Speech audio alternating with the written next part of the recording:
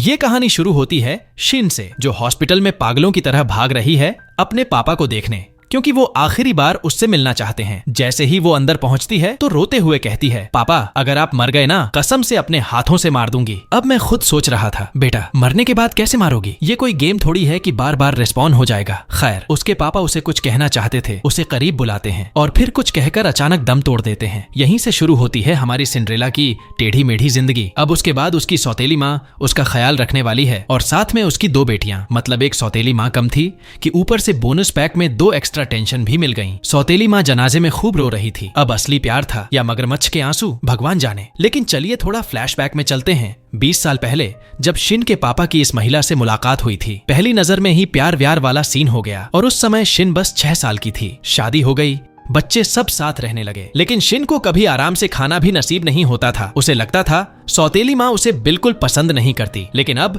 पापा के मरते ही शिन ऐसे खाना खा रही थी जैसे सालों से भूखी हो। पूरी ट्रॉमा ईटिंग चालू। हर इंसान का दुख जताने का तरीका अलग होता है। कोई रोता है, कोई चुप हो जाता है और कोई हमारी शिन की तरह खाने में PhD कर लेता है। उधर सौतेली माँ रो रो कर कह रही थी, अब मैं किसके सहारे जीऊंगी? तुम ही तो मेरे घर की रौनक थे। असल में पापा से उसे सच में प्यार था, लेकिन शिन से नहीं। इसलिए शिन ने तय किया कि उसे इस घर से जल्दी निकलना होगा। वो अपने पापा के कमरे में गई, क्योंकि मरने से पहले उन्होंने कहा था कि उन्होंने उसके लिए एक जरूरी गिफ्ट छोड़ा है। वो गिफ्ट था एक खत, जिसमें लिखा था कि उसे एक खास होटल में काम करना है ताकि वहां उसे कोई अमीर लड़का मिले जो उसकी जिंदगी संभाल पाए, क्योंकि अगर वो अकेले कमाती रही तो थक थक के जल्दी मर जाएगी, ठीक उनकी तरह। अब सीन कट होता है चेओंगदम पैराडाइज नाम की लग्जरी जगह पर। और क्यों नाम रखा जन्नत, जानना चाहोगे? क्योंकि वहाँ सब कुछ है। पैसा, शानो शौकत, पावर और पैसे वाला हर ठिकाना तो जन्नत ही होता है। इस जन्नत का मालिक है हमारा ताज पहना हुआ प्रिंस चार्मिंग चामिन। अब आप सोच रहे होंगे कि ये बहुत मेहनत करके यहाँ तक पहुँचा होगा, पर नहीं। ये जनाब का जन्म ही गोल्डन स्पून के साथ हुआ था। पैसा ऐसे उड़ा देते हैं जैसे घर की छत पर नोट का कारखाना लगा हो। एक दिन उसका असिस्टेंट उसे बताता है कि होटल का प्रॉफिट 200% गिर गया है, तो चामिन आराम से बोलता है, कोई बात नहीं, हम वैसे भी अमीर हैं। पैसे के पीछे ज्यादा भागोगे तो उसके गुलाम बन जाओगे, हमें नहीं बनना। पैसा हमारा गुलाम है। हमसे पूछता है, शहजादे क्या हुक्म है? मतलब भाई साहब इतने नॉर्सिस्ट कि ह्यूमिलिटी तो इनसे कोसों दूर है। काम करने का नाम सुन लो तो ईगो को हार्ट अटैक आ जाए। चामिन तो अपनी प्रॉफिट्स को ऐसा समझता है जैसे जिंदगी में सब कुछ बस ऐसे ही सहेज संभाल कर मिल जाता है। अगली सुबह हमारी शिन उठती है तो उसकी दोस्त का फोन आता है, जो एक्साइटेड होकर बताती है कि उनकी म्यूचुअल फ्रेंड की शादी चेओंगदाम होटल में होने वाली है। ये सुनते ही शिन की आंखें चमक गईं, क्योंकि यही वो मौका था जिसका वो इंतजार कर रही थी। आखिरकार उसे उस जन्नत में घुसने का मौका मिल रहा था जिसके बारे में पूरा शहर बात करता है और जहां सिर्फ अमीर लोग और हाई सोसाइटी ही कदम रख सकती है। उधर चामिन बड़े स्टाइल में होटल में एंट्री मार रहा था। हाथ में अम्ब्रेला ऐसे पकड़ी थी जैसे बीच पर सैर करने आया हो। उसका असिस्टेंट उसे देखकर पूछता है, सर ये क्या स्टाइल मारा है? तो वो बड़े घमंडी अंदाज में बोलता है, मैं खानदानी रईस हूँ, मेरी एंट्री बाकी सब जैसी थोड़ी हो सकती है। तभी चामिन की नजर एक आदमी पर पड़ती है जो हाथ में फूल लेकर दुल्हन की रूम की तरफ जा रहा था। और उसके इरादे कुछ ठीक नहीं थे, क्योंकि दुल्हन उसकी एक्स लव थी और वो उसे उसके होने वाले पति से छीनने आया था। लेकिन तभी चामिन अपनी उस रॉयल अम्ब्रेला से उसकी धुनाई कर देता है, सीधे मुंह पर, साइड में, पेट में, जब तक वो बेचारा लुढ़क नहीं जाता। दुल्हन ने शुक्रिया कहा और शादी शुरू हो गई। जब दुल्हन अपने पापा का हाथ पकड़कर वेडिंग हॉल में अंदर जा रही थी, हमारी शिन के दिल में हल्की सी चुभन उठी, क्योंकि वो भी चाहती थी कि उसके पापा उसके शादी के दिन उसका हाथ पकड़कर उसे मंडप तक ले जाएं। लेकिन किस्मत ने उससे ये पल छीन लिया। वहीं चामिन लड़कियों को ऐसे देख रहा था जैसे वो इंसान नहीं पत्थर हों, क्योंकि उसके हिसाब से सभी लड़कियां बस उसकी अटेंशन पाने के लिए कोशिश करती हैं और इसलिए किसी में उसकी जरा भी दिलचस्पी नहीं थी। लड़कियां उसे घूर घूर कर इम्प्रेस करने की कोशिश कर रही थीं, लेकिन साहब को कोई फर्क नहीं पड़ रहा था। पार्टी के अंत में वो अपनी उसी अजीब अम्ब्रेला को साफ कर रहा था। हमें आज तक समझ नहीं आया कि वो उससे क्यों चिपका रहता है और ऐसे पॉलिश कर रहा था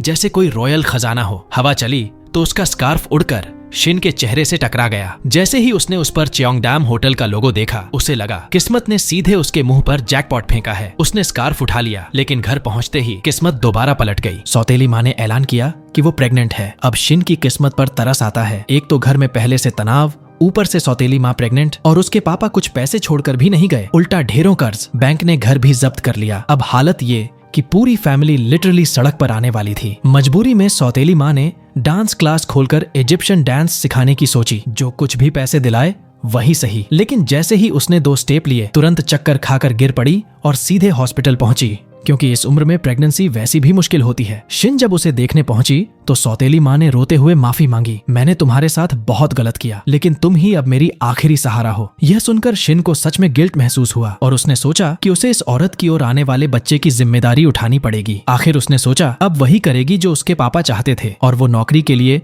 उसी होटल में अप्लाई कर देगी। उसने अप्लाई किया, लेकिन जॉब लेना उसका असली मकसद नहीं था। उसका टारगेट था एक रिच ग्रूम। उसने पूरे 30 दिन खुद पर काम किया, डाइट किया, ग्रूमिंग की, ताकि इंटरव्यू के दिन एकदम परफेक्ट लग सके। इंटरव्यू का दिन आया और तभी उसकी दोस्त मैसेज करती है, पहले जिस लड़के पर तुम जूता फेंकोगी वही तुम्हारा टारगेट होगा। शिन ने बड़े कॉन्फिडेंस से अपना जूता उठाया, लेकिन टेस्ट करने से पहले ही वो पीछे सीढ़ियों पर गिर गया। वो उसे उठाने दौड़ी और तभी चामिन उसी जूते को पकड़े हुए ऊपर आ रहा था। शिन को लगा किस्मत फिर मुस्कुरा दी कि वो बोली, वाह चालू हो गया चार्म। लेकिन चामिन ने गुस्से में कहा, तुम्हें अरेस्ट करवाऊंगा। शिन को लगा वो फ्लर्ट कर रहा है, जैसे कह रहा हो तुम्हें अरेस्ट कर लूं क्योंकि तुमने मेरा दिल चुरा लिया। लेकिन नहीं, उसका मतलब था तुम्हें मर्डर अटेम्प्ट के आरोप में फौरन पकड़वाऊंगा। शिन की हालत तो तब खराब हो गई जब उसे पता चला कि उसकी जूती सीधा चामिन के सिर पर जाकर पड़ी। उधर चामिन शौक में चिल्लाया, ये कौन सा जानवर है जिसने मुझे मारकर खत्म करने की कोशिश की। लेकिन शिन समझाती है कि उसका कोई इरादा नहीं था, जूता गलती से गिर गया था। पर चामिन को तो एक्सट्रीम पैरानोया है। उसे लगता है दुनिया की हर चीज उसी को मारने आई है और हर इंसान उसकी दौलत चुराने के पीछे पड़ा है। वो बोला, सीधी बात करो, कितने पैसे चाहिए और किसने तुम्हें भेजा मुझे मारने? मैं मौत से सबसे ज्यादा डरता हूँ। मैं ऐसे कैसे मर जाऊं और ये सारी लग्जरी किसी और को छोड़ दूं? शिन ने माथा पकड़कर कहा, आपको सच में कुछ प्रॉब्लम है? सलाह देती हूँ, 6ठी मंजिल वाले साइकियाट्रिस्ट के पास जाइए, वो आपकी हालत इंप्रूव करेगा। मैंने जानबूझकर नहीं किया। लेकिन चामिन अड़ा हुआ था कि उसने उसे जान से मारने की कोशिश की। शिन चिढ़कर बोली, तो क्या कबूतर भी तुम्हारे ऊपर पॉटी कर दे तब भी सोचोगे कि कबूतर तुम्हें मारना चाहता है? चामिन बोला, हाँ, क्योंकि मैं इतना लकी हूँ कि ऐसी चीजें सिर्फ मेरे साथ ही हो सकती हैं। शिन ने कहा, अच्छा अब मैं तुम्हें बताती हूँ असली जानबूझकर वाली मर्डर अटेम्प्ट कैसी लगती है। और उसने उसे हल्का सा धक्का दिया, लेकिन गिरने से पहले ही पकड़ लिया और बोली, देखा ये होता है मदद करना। अभी तुम्हारी जान बचाई और अगर मेरा चेहरा फिर देखा ना तो नहीं छोड़ूंगी। इतना कहकर जूता उठाया और इंटरव्यू के लिए निकल गई। पर किस्मत फिर पलटी। जैसे ही पहुंची, सामने चामिन बैठा था और शॉकिंगली वही होटल का जनरल मैनेजर निकला। वो बोला, देखा आखिर मेरे हाथ लग ही गई, अब तो मैं तुम्हें छोड़ने वाला नहीं। शिन ने कहा, आपको मजा आता है ना दूसरों पर रौब झाड़ने में, बस इसलिए क्योंकि होटल आपका है? चामिन हंसकर बोला, हाँ बहुत मजा आता है। तब शिन ने अपना सीक्रेट वेपन निकाला, कर्स। उसने हाथ उठाकर कहा, हे भगवान, इसे ऐसी मौत देना कि बिजली गिरे और ये एकदम रोस्ट होकर वहीं खत्म हो जाए। ये सुनकर चामिन के प्राण निकल गए। फिर भी उसने एक्ट कूल करने की कोशिश की, पर अंदर से बिल्कुल हिल चुका था। रात को जब होटल से निकल रहा था तो स्टाफ में से एक बोला, सर हर वक्त अम्ब्रेला क्यों पकड़े रहते हैं? दूसरे ने कहा, ये इसलिए क्योंकि सर को लगता है कोई इन्हें पीठ पर छुरा घोंप देगा, इसलिए साथ में सेफ्टी रखता है। बाहर बिजली चमकी तो चामिन घबराकर वापस अंदर भागा और पूरी रात सो नहीं पाया, क्योंकि उसे लग रहा था कि शिन का श्राप सिर पर मंडरा रहा है। अगली सुबह शिन आराम से अपना लैटे पी रही थी कि तभी उसका फोन बजता है। चामिन का कॉल था। उसने कहा, कंग्रेचुलेशंस, तुम हमारी कंपनी में सेलेक्ट हो गई हो। शिन ने कप हाथ से गिराते हुए कहा, ये क्या हो गया? कल तो कह रहे थे कभी हायर नहीं करूंगा। चामिन घबराए हुए टोन में बोला, सच बोलूं तुम थोड़ी लकी लग रही हो और सच में डर लग रहा है कि तुम्हारी दुआ सच ना हो जाए, इसलिए आकर काम संभालो। शिन हंसकर बोली, सही कहते हैं, हर बड़े विलन का काल उससे बड़ा विलन होता है। कल मिलते हैं। ये सुनकर चामिन का ईगो जमीन पर गिर गया। अगले दिन वो खुद को मिरर में देख देख कर मोटिवेट कर रहा था। मैं बस अच्छा दिख रहा हूँ, इम्प्रेस करने के लिए नहीं, बस स्ट्रांग दिखना है। यानी बेटा, दोनों बातों का मतलब एक ही है। काम पर पहुंचकर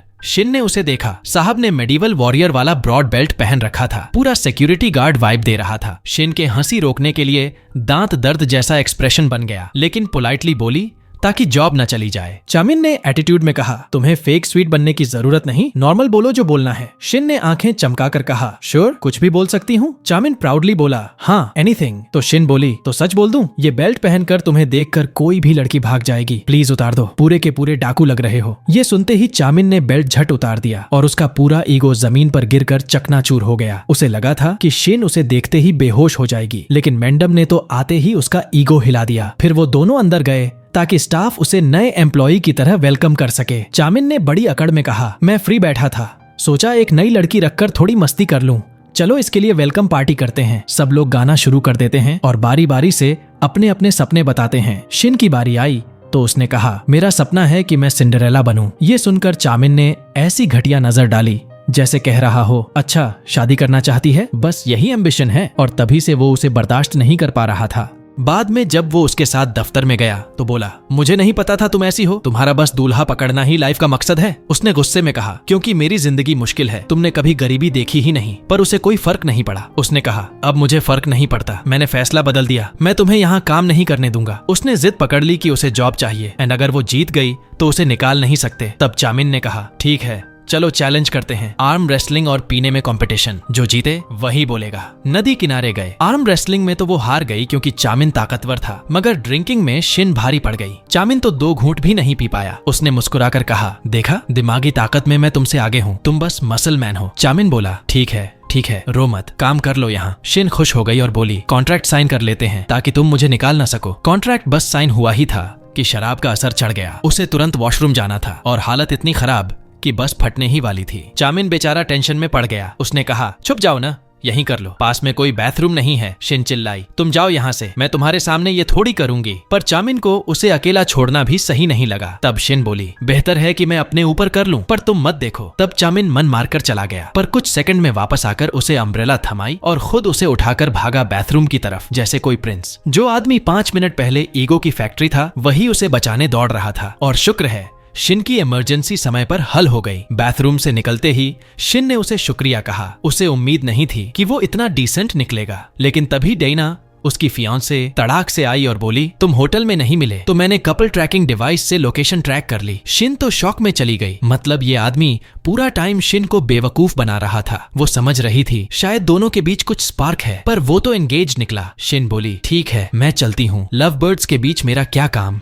चामिन उसे रोकना चाहता था, पर वो जा चुकी थी और वो अपनी फियांसे से झुंझला गया क्योंकि उसने पूरा मूड खराब कर दिया। उसे तो हमारी शिन के साथ टाइम बिताना पसंद आ रहा था क्योंकि उसका सेंस ऑफ ह्यूमर उसे पसंद आ गया था। अगले दिन शिन होटल में अंदर जा रही थी कि सामने से चामिन ने आवाज लगाई, कल जो तुम ऑलमोस्ट अपने ऊपर करने वाली थी, इधर आओ। शिन ने कहा, हे भगवान, यही रह गया था। 1 मिनट वाली इमरजेंसी हमेशा के लिए टैग बन गई। चामिन बोला, थोड़ा थैंक यू तो बोल देती, मैंने कल तुम्हें उठाया था, मेरी टांग तो अब भी दुख रही है। शिन ने कहा, मैं बोलती, पर आपकी फियांसे आ गई थी। उसे देखकर थैंक यू अटक गया। चामिन ने छेड़ा, अच्छा मतलब तुम सोच रही थी कि अगर मेरी फियांसे न होती तो तुम मुझे इम्प्रेस कर लेती, मुझे अपने चाम में फंसा लेती। शिन हंसते हंसते बोली, मुझे एक मेंटल केस से प्यार, नॉट हैपनिंग। चामिन बोला, ये मेंटल केस ही तुम्हें नौकरी दे रहा है। उसने जवाब दिया, हाँ, और इसी वजह से तुम पागल हो, कोई और ऐसी कंपनी में मुझे हायरिंग करता भी नहीं। वो बोलते बोलते अचानक खुद ही समझ गई कि वो क्या बोल रही है। फट से चुप हो गई और बोली, देखो तुम्हारे यहाँ काम कर सकती हूँ, हाँ, लेकिन तुमसे प्यार व्यार एब्सोल्युटली नहीं। और फिर वो होटल के अंदर गई ताकि ट्रेनिंग शुरू कर सके। स्टाफ उसे किड्स कॉर्नर दिखा रहा था जहाँ बच्चे खेलते थे, लेकिन वहाँ क्या देखती है, हमारा नार्सिसिस्ट शहजादा खुद बच्चों की तरह खेल रहा था, मानो खुद को 5 साल का बच्चा समझ बैठा हो। फिर वो उसे होटल के अलग अलग हिस्से दिखाने लगा। तभी एक गेस्ट ने उसे देखकर कहा, आप नई लग रही हैं। शिन बोली, हाँ बिल्कुल नई हूँ। लेकिन तभी चामिन बीच में कूद पड़ा और बोला, नई ही नहीं, बिल्कुल fresh out of the oven, और इसे मैं खुद ट्रेन करूंगा। और वो उसे ट्रेनिंग के बहाने अलग ले गया। उधर देना, उसकी फियांसे, दूर से दोनों को साथ जाते देख रही थी और उसको जलन तो ऐसी लगी कि आंखों से धुआं निकल जाए। इस बीच चामिन उसे लॉन्ड्री रूम में ले जा चुका था और पर्दे धोने के तरीके सिखा रहा था। शिन ने चिढ़ाते हुए कहा, वाह आप तो बड़े स्ट्रांग निकले, खुद ही पर्दे धो लेते हैं। चामिन ने पूरी अकड़ में कहा, नहीं मैडम, मैं नहीं, ये तुम धोगी। तुम सोच रही हो सीधे मेन हॉल में काम करोगी, पहले असली काम सीखो, चलो एम्प्लॉई बनो और काम शुरू करो। वो बाहर निकला ही था कि डायना धमकी और बोली, सुना है तुम किसी अमीर आदमी से शादी करना चाहती हो। शिन बोली, लगता है गॉसिप हवा से भी तेज फैल रहा है। डायना ने ताना मारा, अगर सच में चाहती हो तो विश स्वीट में काम करो, वहाँ असली रिच लोग मिलते हैं। उधर हमारा चामिन उसे कोई भी बेकार सा काम थमा रहा था ताकि वो गेस्ट से दूर रहे, कहीं कोई अमीर लड़का उसे पसंद न कर बैठे। यानी भाई साहब को खुद ही नहीं पता कि उसे जेलसी क्यों हो रही है। बाद में वो रूफटॉप पर पर्दे सुखाने गई, ईयरबड्स लगाए, मस्त म्यूजिक सुन रही थी। तभी चामिन ऊपर आया और उसे इतने खुश मूड में देखकर सोचा, ये क्या सुन रही होगी। बस यही उसकी गलती थी। जैसे ही उसने एक ईयरबड कान पर लगाया, अंदर से पूरा का पूरा 18+ वाला एडवर्टाइजमेंट बज उठा और वहां सिचुएशन बन गई फुल ऑन एम्बैरेसमेंट की। शिन ईयरबड्स खींचने के लिए भागी, लेकिन चामिन पर गिर गई। चामिन ने उसे घूरते हुए कहा, तुम तो पूरी परवर्ट निकली, क्या सुन रही थी। शिन चिल्लाई, अरे भगवान, गलत समझ रहे हो, ये मेरे बस में नहीं था। आई स्वेयर मैं शरीफ हूँ। दिन के आखिर में वो हॉस्पिटल में अपनी स्टेप सिस्टर को देखने गई, लेकिन स्टेप सिस्टर बोलती है, अभी काम है, बाद में बात करती हूँ। बाहर आते ही स्टेप सिस्टर का फ्रेंड ने शिन को रोका और कहा, मुझे तुम्हारी स्टेप सिस्टर पसंद है, उससे शादी का प्रपोजल देना चाहता हूँ, पर पहले उसके फिंगर साइज चाहिए। शिन को लगा उसकी स्टेप सिस्टर की लाइफ भी संभल जाए तो अच्छा है, तो वो घर जाकर उसकी रिंग ले आई। उसने रिंग दी तो उस आदमी ने उसे पैसे थमा दिए थैंक यू बोलने के लिए। पर हमारी शिन ने क्या किया, कोई समझदारी वाली चीज करने के बजाय सीधा एक तांत्रिक बाई के पास पहुंच गई और बोली, मुझे ऐसा मंत्र दो कि कोई अमीर आदमी मुझ पर फिदा हो जाए और मेरी किस्मत बदल जाए। अगले दिन जब वो होटल पहुंची, चामिन भी आ चुका था। उसने पूछा, आज इतनी जल्दी? शिन बोली, ताकि तुम्हारा सारा लॉन्ड्री खत्म करके बाहर जाकर गेस्ट्स को हैंडल कर सकूं। चामिन ने हंसकर कहा, कल तक तो मैं डर रहा था कि तुम गेस्ट्स के बीच जाओगी तो कोई तुम पर फ्लैट हो जाएगा, पर अब लगता है कोई पढ़ने वाला नहीं, जाओ बाहर मैनेज करो। वो इतना ताना मारकर अंदर जा ही रहा था कि पीछे से शिन अचानक जोर से चिल्लाई, तुम मेरे साथ मजाक कर रहे हो क्या? और बस इस एक पल में उसका दिल बूम धड़क उठा। वो जितना दिखावा करता था कि वो ठंडा इंसान है, उतना ही जल्दी हल्का पल्की चीजों से उसका दिल हिल जाता था। वो रोकते हुए बोला, मेरे पास मत आया करो, तुम्हारी स्मेल अजीब लगती है, और गुस्से से अंदर चला गया। शिन हैरान, मेरी स्मेल? मैं तो अभी नहा के आई हूँ। लेकिन उसने सोचा, छोड़ो, इससे दिमाग लगाने का फायदा नहीं। उसने अपनी वो लिस्ट निकाली जिसमें उसने लिखा था कि उसे अपने ड्रीम बॉय में क्या क्या चाहिए, लुक्स, बॉडी, नेचर, सब डिटेल्स। और तभी वो उसकी तरफ देख ही रही थी कि अचानक उसका हाथ एक लड़के से टकरा गया। और क्या बोलूं, लड़का तो पूरे चांद जैसा हैंडसम था और ऊपर से उसमें वही क्वालिटीज थीं जो हमारी शिन ने अपनी ड्रीम मैन लिस्ट में लिखी हुई थी। और इसी शानदार मोमेंट को हमारा हीरो दूर से खड़े होकर घूर रहा था। तभी वो हैंडसम लड़का होंग शिन की लिस्ट पढ़ने ही वाला था कि वो घबराकर उसे खींचती है और खींचते खींचते उसके शर्ट का बटन टूटकर गिर जाता है। वो तुरंत माफी मांगने लगती है, पर होंग बोला, कोई बात नहीं, मैं ही पढ़ने की कोशिश कर रहा था। उसने होंग को प्रॉमिस किया कि वो उसका बटन वापस लगा देगी, लेकिन होंग ने इनकार कर दिया। बोला, ये उसके लिए कोई बड़ी बात नहीं। लेकिन जैसे ही उसे सुई धागा मिला, बस मिनटों में पूरा प्रोफेशनल मोड ऑन कर दिया। जैकेट ऊपर से हटा दी, बटन टांग दिया, शर्ट पहनी। भांजे हैंडसम भी, टैलेंटेड भी, और खुद की मदद खुद करना भी आता है। शिन उसके पास बैठ गई, थोड़ा ख्याल दिखाने, थोड़ा जानने के लिए। पूछती है, आपकी उम्र क्या है? वो बोला, 30। शिन की तो आंखें फैल गईं। क्या आप तो मुश्किल से 20 के लगते हो। होंग हंसा और बोला, नहीं, मैं ड्रिंक और स्मोक करता हूँ, उम्र दिख ही जाती है, बस तुम्हारी आंखें अच्छी हैं, इसलिए सबको सुंदर देखती हो। शिन को तो शौक और भी बढ़ गया जब उसने बताया कि वो होंग है, वही फिल्म डायरेक्टर जिसने कम उम्र में बेस्ट डायरेक्टर का अवार्ड जीता था किसी मशहूर फिल्म के लिए। शिन तो लिटरली स्टार स्ट्रक। उसने होंग से वादा किया कि उसके यहाँ रहने तक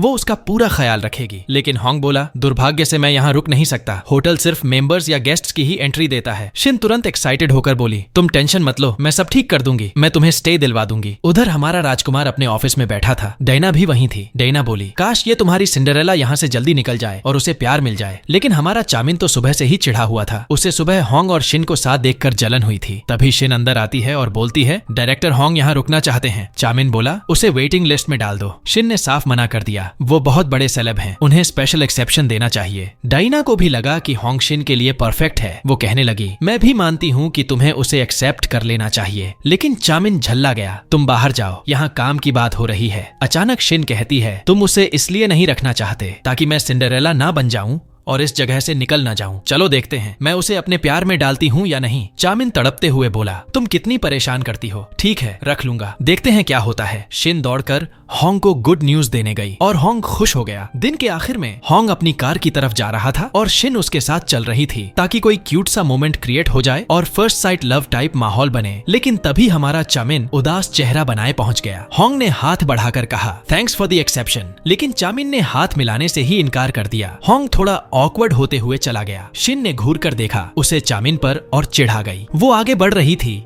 कि चामिन पीछे पीछे आ गया। शिन ने कहा, तुम मेरे पीछे क्यों पड़े हो? और चामिन उसे धक्का देकर बोला, मैंने कहा था ना तुम्हारी स्मेल वियर्ड है, दूर रहो। धक्का लगते ही शिन सीधा होंग की बाहों में जा गिरी और होंग ने उसे संभालते हुए कहा, वैसे तुम्हारी खुशबू अच्छी है और बाल संभाल लो, होंठ पर आ रहे हैं। और हमारे प्रिंस का बेवकूफाना रवैया वो दोनों को और भी करीब कर रहा था। अगले दिन शिन बल्ब बदल रही थी सीढ़ी पर खड़ी होकर। होंग आया और बोला, तुम नीचे मत उतरो, और अगले ही सेकंड उसे गोद में उठाकर नीचे उतार लाया फिल्मी अंदाज में। शिन के दिल में तो बस एक ही बात थी, लगता है किस्मत ने मुझे इसके लिए ही बनाया है। उस दिन होटल में एक बड़ी ग्रैंड पार्टी थी और हमारे हीरो ने हमारी शिन से बोला था कि अच्छे से तैयार होकर आना, लेकिन मैडम लेट हो गई और वो बाहर तिल तिल करके उसका इंतजार कर रहा था। तभी वो एंट्री मारती है, पूरी ऑन पॉइंट, एकदम 10/10 लुक में। लेकिन दिक्कत ये हुई कि वो स्माइल कर रही थी, और वो स्माइल हमारे हीरो के लिए नहीं बल्कि सीधा होंग के लिए थी। बंदा तो वहीं जल भुन गया, और ऊपर से पूरी पार्टी में वो होंग के साथ ऐसे चिपकी घूम रही थी जैसे उसकी परमानेंट +1 हो। एक औरत ने तो सीधा पूछ लिया, ओह तो क्या वो तुम्हारी गर्लफ्रेंड है? लेकिन होंग ने कहा कि नहीं, बस उसने मुझे होटल की मेंबरशिप दिलाने में हेल्प की है। और तभी उस औरत ने हमारी शिन पर तंज कसते हुए कहा, लगता है तुम भी उन्हीं में से हो, रिच लड़का ढूंढने वाली। हमारे प्रिंस की फियांसे भी उस बात में घी डालने लगी। तभी वो दिक्कत वाली औरत बोली, वैसे तुम चूंकि यहाँ काम करती हो, जाकर मुझे कुछ पीने को लेकर आओ। शिन शर्म से पानी पानी हो गई और खुद से कहा कि अब तो उसे होंग से शादी करनी ही होगी ताकि कोई उसे ऐसे ट्रीट न कर सके। वो मिंट चॉकलेट लेकर गई तो उस औरत ने उसे फेंकते हुए कहा, ये क्या घिनौना टेस्ट है, मैं चॉकलेट नहीं पीती। धक्का लगने से शिन गिरने को थी, लेकिन वो भी उसे पकड़ते पकड़ते दोनों नीचे गिर पड़े। और फिर उस औरत ने शिन पर चिल्ला चिल्ला कर बुरा हाल कर दिया। और होंग वो हमारे शिन को उठाने की बजाय उसी बदतमीज औरत को हाथ दे रहा था। माफ करना, ये तुम्हारे कपड़े साफ कर देगी। शिन को लगा जैसे पीठ में छुरा घोंपा हो। फिर उसी बेशर्मी से उसने हमारी शिन को भी हाथ देना चाहा, लेकिन तभी हमारा प्रिंस आया और होंग के हाथ पर जोर से मारा, उसे धक्का दिया और नीचे बैठकर बोला, वैसे मुझे मिंट चॉकलेट बहुत पसंद है। पूरा हॉल शॉक में था, जैसे उसने खुली हवा में इजहार मोहब्बत कर दिया हो। उसकी फियांसे ने उसे जोरदार थप्पड़ मारा, लेकिन उसे कोई फर्क नहीं पड़ा। उसने शिन को अपनी जैकेट पहनाई और उसे साथ लेकर अपने ऑफिस में चला गया। उसने पूछा, तुमने जवाब क्यों नहीं दिया? मुझ पर तो चिल्ला लेती हो, पर उन्हें तुम्हें बेइज्जत करने दिया? शिन बोली, क्योंकि गलती मेरी थी, मुझे माफी मांगनी चाहिए थी। उसने कहा, नहीं, तुम्हें डांटने का हक सिर्फ मेरा है, क्योंकि मैं जानता हूँ तुम्हें मनाना कैसे है। अचानक उसका सॉफ्ट होना शिन को समझ नहीं आया, तो उसने कहा, अच्छा अब अपनी फियांसे को मनाने जाओ, वो अभी नाराज होगी क्योंकि तुम किसी और की परवाह कर रहे थे। उधर वॉशरूम में होंग आया और तड़क कर बोला, तुम उसकी केयर क्यों कर रहे हो? तुम्हारे जैसे लोग उसके जैसी लड़की से रिलेशनशिप नहीं बना सकते।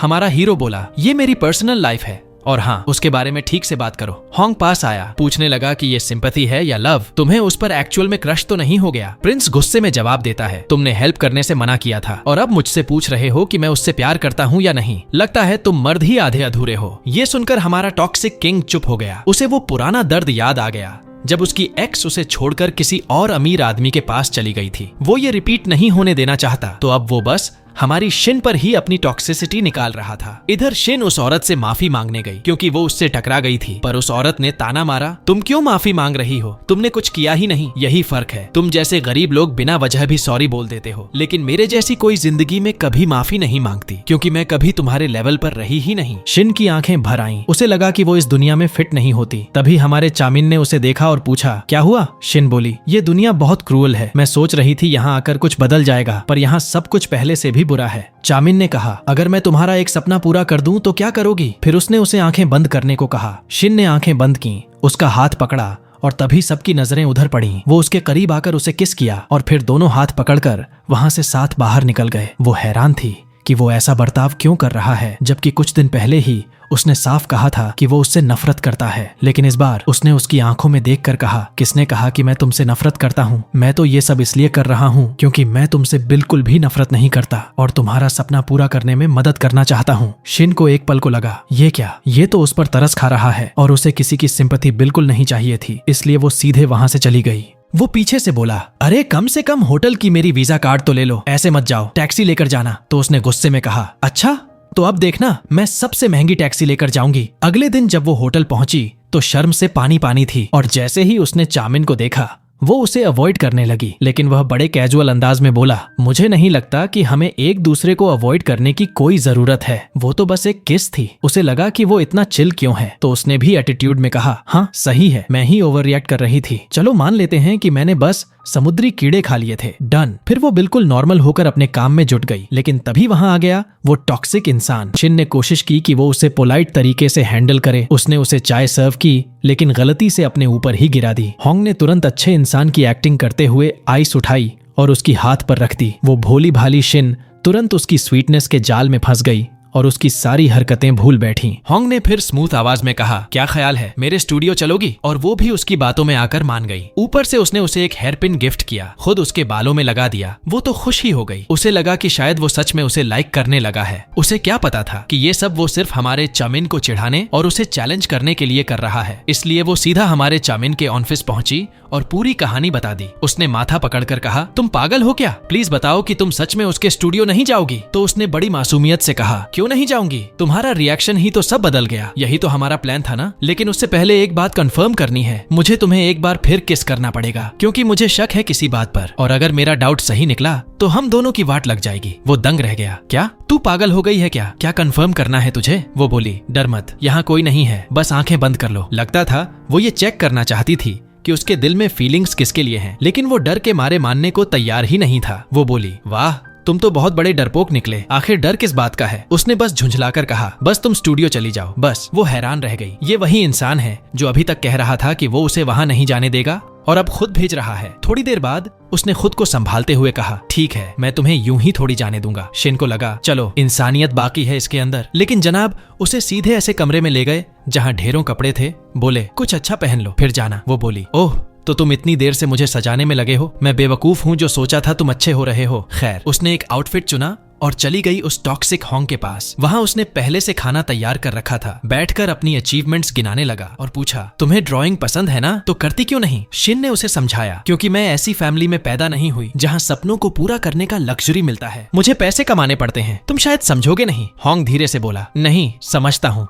मतलब तुम कहना चाहती हो कि मैं अमीर घर में पैदा हुआ हूँ, इसीलिए आराम से हॉबीज परस्यू कर पाया, सक्सेसफुल बन गया। लेकिन मैं चाहता हूँ कि हम दोनों साथ काम करें। वो अचानक उठा, एक किताब लाई और बोला, ये मेरी कहानी है, इसे तुम इलस्ट्रेट करो और मैं इसे हैंडल कर लूंगा। वो पहले मना कर रही थी क्योंकि वो कहानियां लिखना नहीं जानती। उसे लगा ये सब ऑकवर्ड हो जाएगा, लेकिन हॉन्ग इतना कॉन्फिडेंस दिखा रहा था कि वो पिघलने लगी और बोली, मेरे बॉस हमेशा कहते हैं कि अपने ड्रीम के पीछे जाओ, शायद मुझे उनकी बात माननी चाहिए। हॉन्ग ने तुरंत उसकी कुर्सी अपनी तरफ खींची और बोला, एक बात याद रखना, मेरे सामने अपने बॉस का नाम लेना मना है। वो झुककर किस करने ही वाला था कि अचानक शिन को याद आया कि हमारा चामिन भी ऐसे ही करीब आया था। तभी पीछे से आवाज आई, किसी की भूख की आवाज। दोनों घबरा गए। पीछे से एक लड़का उठा, हॉन्ग का भाई, जो सोफे के पीछे छिपा हुआ था। उसने हॉन्ग से कहा, तू फोन नहीं उठा रहा था तो सोचा खुद ही आ जाऊं। हॉन्ग ने उसे भगाने की कोशिश की। बोला, क्या मैंने तुझे पैसे नहीं दिए थे? निकल यहाँ से। लेकिन भाई बोला, हाँ पर पहले ये बताओ तुम में क्या चल रहा है। हॉन्ग अपनी उन्हीं हालतों में खड़ा था और तभी हॉन्ग के भाई ने अचानक उसे सबके सामने एक्सपोज करने का फैसला कर लिया। वो सीधे हमारी शिन के सामने बोला, अरे तुम्हें पता भी है ये तुमसे झूठ बोल रहा है। ये कोई सोने की चम्मच लेकर पैदा नहीं हुआ था, ये बस एक आम आदमी था। और आज जो ये बना है ना, वो सिर्फ इसलिए क्योंकि इसने एक 18+ कहानी लिखी थी और आज तक शर्माता फिरता है बताने में। हमारी शिन को गुस्सा आ गया। वो बोली, ये बहुत गलत है। उसने अगर ऐसी कहानी लिखी तो क्या हुआ? तुम्हें अपने भाई पर गर्व होना चाहिए, उससे सीखना चाहिए, उसके जैसा सक्सेसफुल बनने की कोशिश करनी चाहिए, बजाय इसके कि तुम बस उसके पीछे पीछे घूमते रहो पैसे के लिए। हॉन्ग को ताबड़तोड़ इंसल्ट सहन नहीं हुई। उसने अपने भाई को निकाल बाहर किया। फिर उदास आवाज में बोला, तुम्हें भी अब जाना चाहिए। आज मैंने तुम्हें डिसअपॉइंट किया। लेकिन वो मुस्कुराई और बोली, बिल्कुल नहीं, बल्कि तुम्हें अपने आप पर प्राउड होना चाहिए। तुमने कुछ गलत नहीं किया। ये कहकर वो चली गई। बाहर हमारे चामिन ने उसे नीचे जाते देखा। उसने कॉल भी किया लेकिन उसने उठाया नहीं। बेचारा हर्ट हुआ और मूड ऑफ कर लिया। अगले दिन होटल में वो चिड़चिड़ी बैठी थी क्योंकि उसे अब पता चला कि हॉन्ग ने उसे उस पूरे टाइम बेवकूफ बनाया था। वो कोई अमीर लड़का था ही नहीं। तभी हमारा चामिन वहां आया।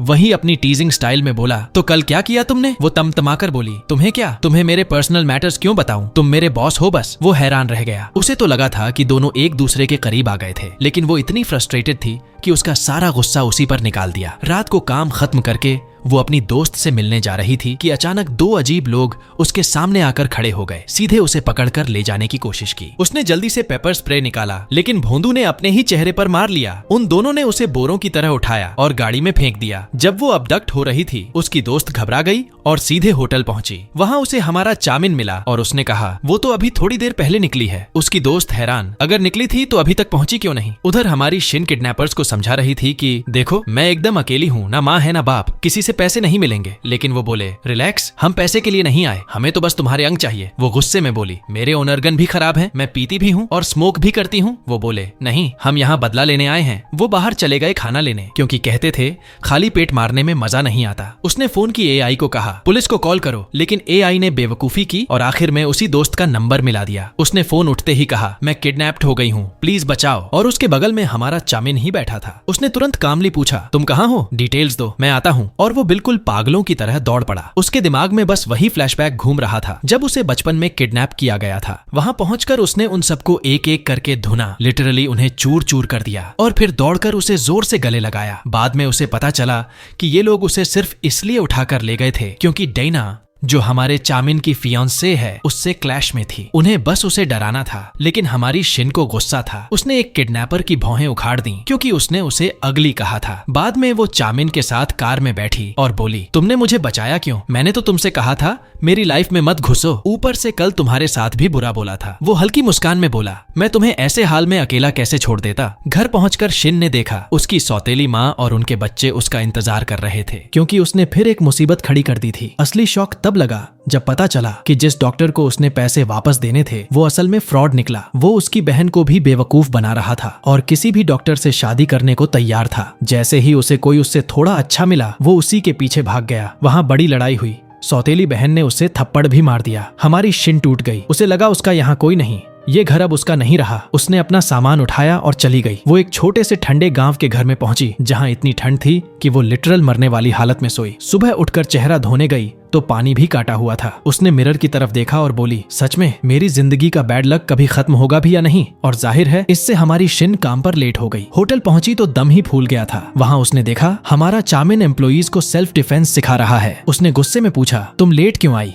वो बोली, मैं दूसरी सिटी शिफ्ट हो गई हूँ। चामिन चौंक गया क्योंकि कल रात तो वो उसे घर तक छोड़कर आया था। फिर शिन ने उसे सारी कहानी सुनाई कि कैसे उसे घर से निकाल दिया गया और उसे मजबूरन वहां से जाना पड़ा। फिर वो बोली, अरे तुम बात को इतना बड़ा बना रहे हो। मैं कल किडनैप हुई तो क्या इसका मतलब अब हर कोई किडनैप हो जाएगा? वो तड़क कर बोला, दुनिया तुम्हारे इर्द गिर्द नहीं घूमती। उसने सोचा कि अगर बाकी सब सीख रहे हैं तो वो भी सीख ले। वो फौरन जाकर कपड़े बदल आई, लेकिन ट्रेनिंग के नाम पर दोनों बस एक दूसरे को तंग कर रहे थे। प्योर बदमाशी मोड। तभी होंग बड़ी बेशर्मी से आ गया और बोला, हम कल स्टूडियो में बहुत मजे कर रहे थे तो तुम्हें देखने चला आया। फिर उसे अकेले में बात करने ले गया। असल में वो उससे रिश्ता बनाना चाहता था क्योंकि जब वो उसकी तरफ से डिफेंड हुई तो उसकी नजर में वो और भी ऊपर चढ़ गई। शिन शॉक में थी क्योंकि वो तो हमेशा कहता था कि उसे अपनी जिंदगी बदलनी है और किसी हाई क्लास लड़की से शादी करनी है, लेकिन होंग की जिद थी कि वो सिर्फ उसी के साथ रहना चाहता है। शिन ने कहा कि उसे सोचने के लिए टाइम चाहिए। उधर हमारा चामिन आया, पूरा क्यूरियस, क्या बात हो रही थी। उसने पूरा किस्सा बताया और साथ में ताना भी मार दिया। देखो होंग कैसे एकदम ऑफिशियली पूछ रहा है, आदमी है, सीधा बोलता है। असल में वो उसे हल्का हल्का उकसा रही थी कि वो भी क्लियरली बोले, लेकिन हमारा चामिन चिढ़कर बोला, अरे वो मजाक कर रहा होगा और तुम भी पागलपन में भरोसा कर लेती हो और मैं तुम्हें उस लड़के के साथ कभी भी नहीं छोड़ूंगा। वो उसके करीब आया ही था कि अचानक उसकी आवाज ही निकल गई। वो कुछ बोल नहीं पाया। शिन ने थक कर कहा, मैं तुमसे अब तंग आ चुकी हूँ। फिर उसने चैलेंज जैसा दे दिया, चलो आज रात मेरे उसी पुराने कॉटेज वाले घर में रुकते हैं, देखते हैं तुम मेरी मैसी जिंदगी झेल भी पाओगे या नहीं। दोनों उस ठंडे टीन शेड जैसे घर में पहुंचे। वो पूरा कोशिश कर रहा था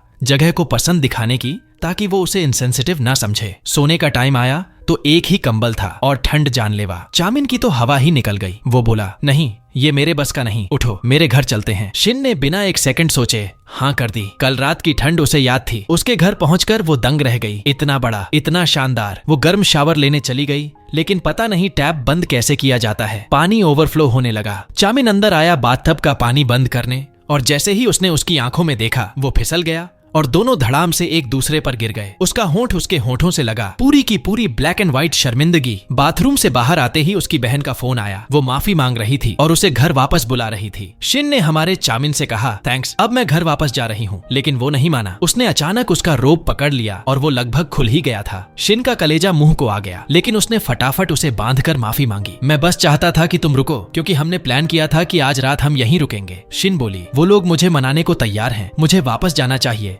वरना फिर बदल जाएंगे।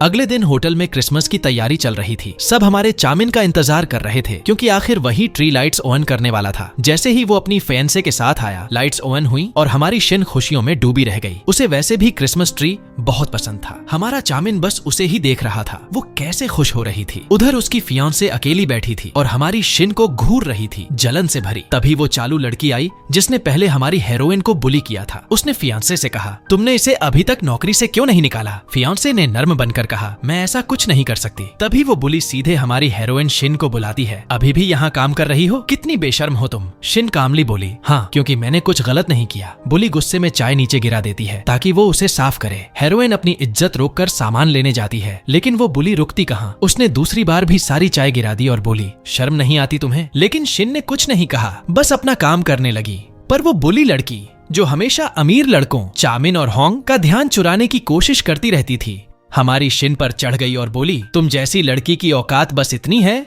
कि मेरे पीछे पीछे गंदगी साफ करती फिरे। लेकिन हमारी शिन को अचानक चामिन की वो लाइन याद आ गई, अगर कोई तुझे परेशान करे चुप मत रहना, जवाब देना। बस फिर क्या था, उसने भी उसी एटीट्यूड में जवाब ठोक दिया, मैं अभी तक तुझ पर चुप थी, लेकिन तूने लिमिट क्रॉस कर दी। आज गुनाह भी हो जाए तो कोई गलतफहमी मत पालना। ये सुनकर वो छिछोरी बुली डर के मारे उछलकर खड़ी हो गई। उसी वक्त होंग वहीं खड़ा था तो वो भागकर उसके पीछे छिपने लगी, लेकिन होंग ने उसका हाथ झटक कर कहा, ये सब तूने खुद अपने साथ किया है। तू उसी पर चढ़ती है जिस पर तेरा बस नहीं चलता, और रही बात मेरा ध्यान खींचने की, तो मुझे तो वो पसंद है। ये बोलकर वो हमारी शिन के पास चला गया। सारे कर्मचारी लिटरली अपने मुंह पर हाथ रखकर खुश हो रहे थे, जैसे उनके दिल की दुआ पूरी हो गई हो। लेकिन चामिन वो दूर खड़ा यह सब देखकर जल भुन रहा था। शिन उसके पास गई, उसे बताने कि वो होंग को पसंद नहीं करती और वो उसे मना करने जा रही थी। लेकिन भाई साहब ने उसी टाइम अपना टॉक्सिक मोड ऑन कर दिया और बोला, तो मतलब तुम उसके इमोशन से खेल रही हो, कम से कम उसको ठीक से ट्रीट करो। ये सुनकर हमारी शिन अंदर से टूट गई, क्योंकि उसे उससे बिल्कुल अलग रिएक्शन की उम्मीद थी। पर उसने खुद को काबू में रखा और अपने दिल को साइलेंट मोड पर डाल दिया। बाथरूम में चामिन हाथ धो रहा था कि तभी होंग आया और उसे चिढ़ाते हुए बोला, अब तो वो ऑफिशियली मेरी है, ओके? तू अपनी फियांसे पर ध्यान दे, अगली बार बेहतर किस्मत। ये सुनकर चामिन का पारा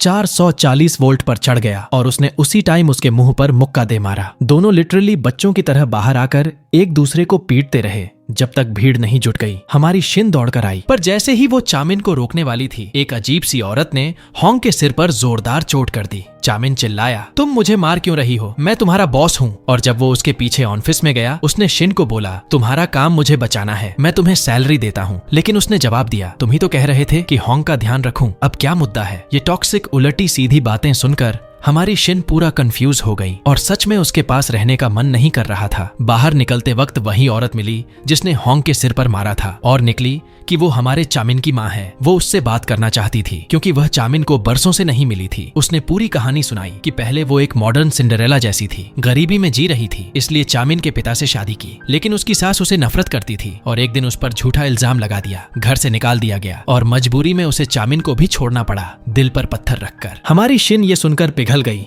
और उसने फैसला किया कि वो माँ को चामिन से मिलवाएगी। उसने चामिन को एक काफे ले जाकर बैठा दिया, लेकिन उसे बताया नहीं कि कौन आने वाला है। जैसे ही उसने अपनी माँ को देखा, वो शॉक में जम गया। माँ ने उससे 1000 बार समझाने की कोशिश की, लेकिन चामिन के दिल में वो पुराना दर्द इतना बड़ा था कि उसने सुनने से इनकार कर दिया। बाहर भागा रोता हुआ और हमारी शिन से बोला, ये मुझसे प्यार नहीं करती, ये बस मुझसे कुछ चाहती है। शिन ने उसे गले से लगा लिया और बोली, नहीं, प्यार हमेशा दिखता नहीं है, कभी कभी समझने में टाइम लगता है, लेकिन इसका मतलब ये नहीं कि वो प्यार असली नहीं है, वो तुमसे सच में प्यार करती है। उसकी बात ने चामिन का दिल पिघला दिया। वो वापस अंदर गया, बैठकर अपनी माँ की सारी बात सुनी आखिरी बार, और फिर बाहर आकर हमारी शिन से बोला, क्या तुम मुझे एक हक दोगी? और उसने उसे फिर से गले लगा लिया। उस दिन के बाद चामिन ने फैसला कर लिया कि वो हमारी शिन को कभी नहीं छोड़ेगा। वो उसके जीवन में इकलौती इंसान है जिसने उसे सच्चा प्यार दिया है। अगली सुबह दोनों होटल जा रहे थे। दोनों के चेहरे पर खुशी छिपाए नहीं छिप रही थी। बाहर मिलकर ऐसे रिएक्ट कर रहे थे जैसे सालों बाद मिले हों। तभी एक कार गुजरी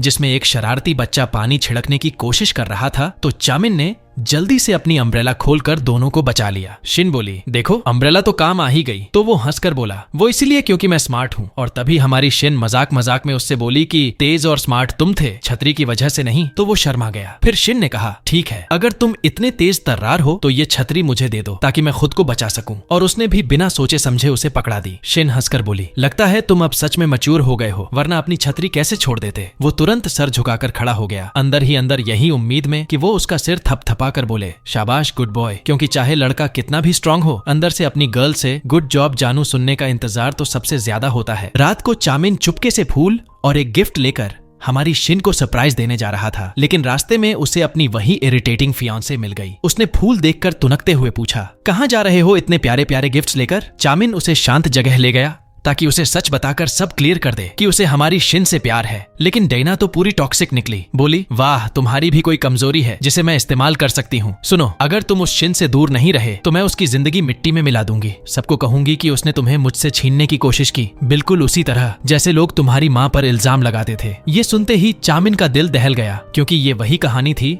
जिसने उसकी माँ की जिंदगी बर्बाद कर दी थी। झूठी बातें फैलाकर उसे घर छोड़ने पर मजबूर किया गया था। इसीलिए डरकर उसने फैसला कर लिया कि वो अपनी फियांसे की हर बात मानेगा, इवन अगर उसे खुद पर और हमारी शिन पर भारी ही क्यों ना पड़े। अगले दिन चामिन होटल पहुंचा और सबको बोला कि यहाँ जल्द ही एक वेडिंग सेरेमोनी होने वाली है। सब चौंक गए, किसकी शादी? तभी उसकी फियांसे अंदर आई और बोली, हमारी शिन के पैरों तले जमीन खिसक गई। कल रात तक तो वो उसके साथ था और आज शादी। उसे लगा कि उसने गलती की, किसी ऐसे इंसान को प्यार किया जो शुरू से उसे धोखा दे रहा था। अगले दिन जब वो और बाकी स्टाफ होटल पहुंचे तो बाहर ताला लगा था। एक अनएक्सपेक्टेड हॉलिडे। सबको लगा शायद शादी की तैयारी चल रही है, लेकिन शिन ने ठान लिया कि वो चामिन से बात करेगी और उसके घर पहुंच गई। वो कहना चाहती थी, मत शादी करो, मैं तुम्हें पसंद करती हूँ, लेकिन हिम्मत नहीं जुटा पाई। उल्टे उसने कह दिया कि होंग उसे जर्मनी ले जाने की बात कर रहा है। चामिन तुरंत ताना मारते हुए बोला, चली जाओ, यही तो तुम्हारा सपना था ना, किसी अमीर लड़के को पकड़ना। ये सुनकर शिन फट पड़ी, तुम सच में इंसान नहीं हो,